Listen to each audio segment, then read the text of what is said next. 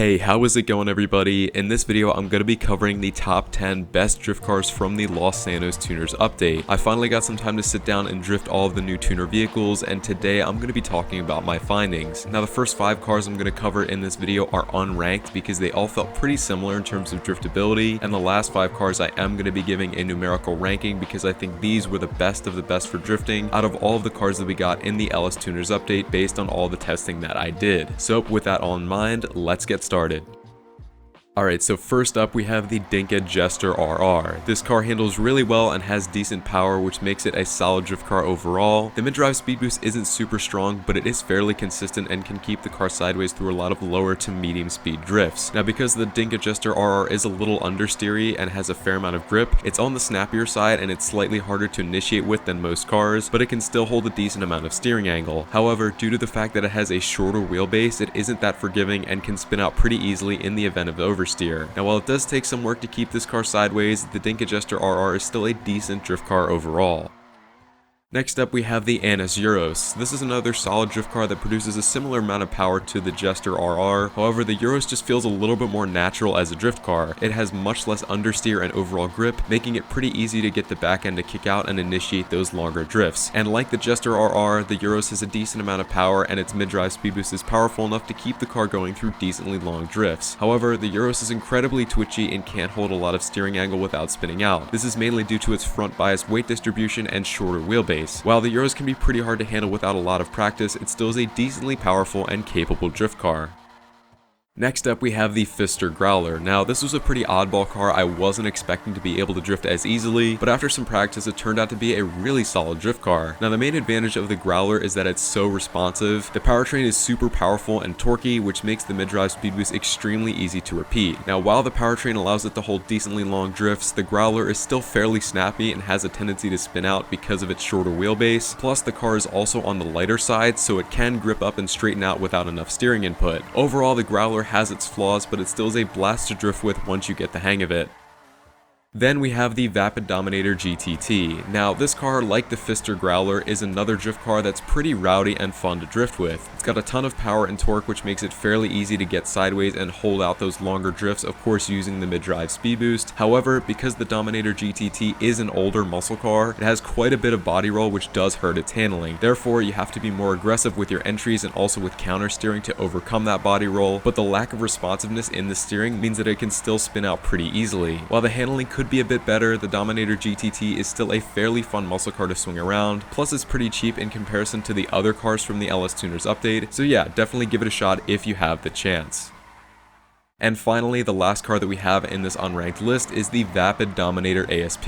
This is another very fun and powerful car that's super capable for drifting after some practice. Now, the Dominator ASP is inherently very quick, so it makes more than enough power to get sideways easily and also has a very strong mid-drive speed boost. However, the boost can't be repeated as consistently with the Dominator ASP, so if you tap the handbrake to engage the boost at the wrong time, the car might just bog down and totally straighten out and kill the drift. And even though the Dominator ASP is a fairly grippy car to begin with, it's actually a bit harder to hold out longer drifts without spinning out because it has so little steering angle. Even the slightest bit of oversteer can result in a spin out. However, once you get the hang of the Dominator ASP's handling, it still is a blast to drift.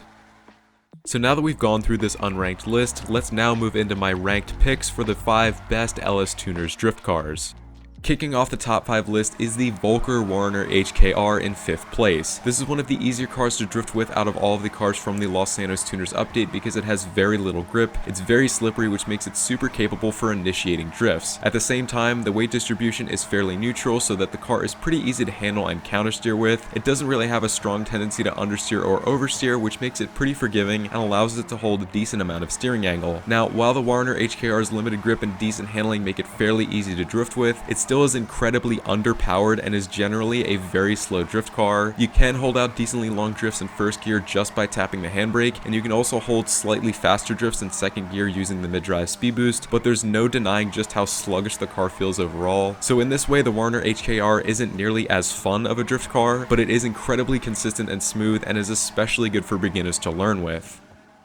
Next up, in 4th place, we have the Pfister Comet S2, and this car was a serious surprise to me when I tried it out. I was honestly expecting it to have too much grip to drift properly, but luckily I was wrong. The Comet S2 is actually an insanely powerful drift car, giving it a strong mid-drive speed boost that allows you to hold very long, higher speed drifts without any issues. Now, while the power needed to drift it is there, the Comet S2 still feels pretty twitchy and touchy when drifting, mainly due to its weight distribution and overall grip. You need to give the car enough angle to account for the amount of grip that it has, but you also need to make sure that your steering inputs are smooth so that way you can keep it sideways without spinning out. Now, while handling the Comet S2 in the drift is a bit of a battle, it is still an incredibly capable car for drifting and reminds me a lot of the Bravado Banshee 900R, but with a bit more grip.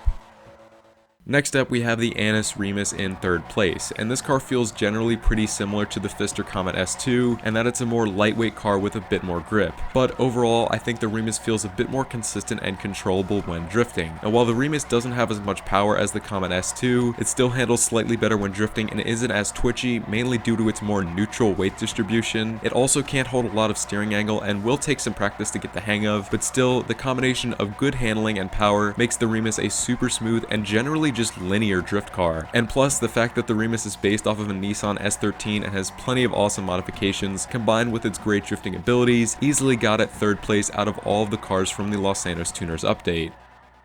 Then in 2nd place, we've got the Karen Fudo GTX, and I'm going to start off by saying that this is by far the best beginner drift car in GTA 5, hands down. It's extremely capable for drifting at pretty much any speed, and with low grip tires equipped, this car is slippery enough to drift at fairly high speeds without using the mid-drive speed boost. And even if you are more skilled and you do have experience with the mid-drive speed boost, the Fudo GTX is still a blast to drift with. Now, even though this car does have quite a bit of body roll, it still has awesome handling overall, which makes it very smooth and easy to control, and it can hold a lot of angle and is very forgiving in the event of oversteer. Generally speaking, the Karen Fudo GTX feels very similar to the Volker Warner HKR, but it is a bit quicker and much more capable for drifting overall. No matter your skill level, I'd definitely give the Fudo GTX a shot if you haven't already.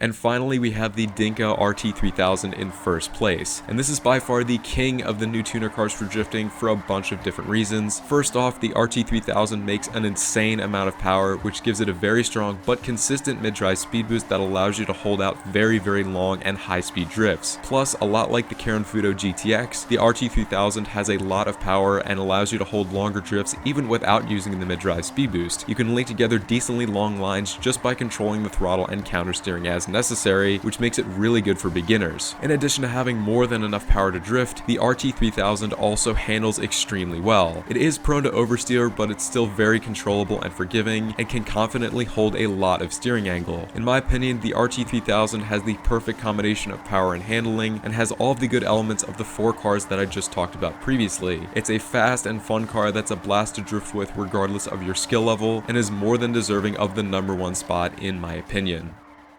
So that will conclude my list of the top 10 best drift cars from the entire Los Santos Tuners update. Feel free to let me know your thoughts about this list and any other suggestions for cars that you'd like me to check out down in the comments. And as always, if you guys found this video helpful, feel free to drop a like on it, leave any other feedback or questions that you might have down in the comments, and also consider subscribing to my channel for more GTA 5 drifting content coming very soon. Thank you all so much for watching, and have an awesome day.